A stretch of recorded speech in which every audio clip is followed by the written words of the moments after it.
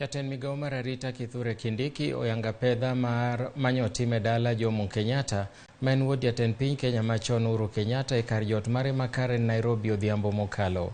E ote mare ne ote mag fwambo weche, Kindiki olero ni giseyudo maling'ling' ni bunde kod gi lweny manoti godo jumani e hinyo obila kod jopiny e kinde ng'anyo ni e lwet jonjore moko.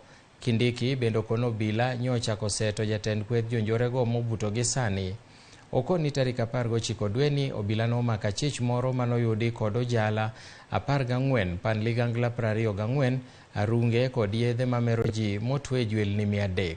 Kindiki bende olero ni achijno man kod obok malero kaka ne gichano ke omenda maromo $42 million ne jonjore moko e kauntis 11 mayudore e aluora ma Nairobi, masawa mar piny Kenya kod hoho mar okak. Jatend migao mar arita Kithure Kindiki oyango na Apedha no ne geto mier 3 mayudore Karen ka gin kod chenro mar ndhiyo jonjore kod joma sirogi. I will defend my family, right?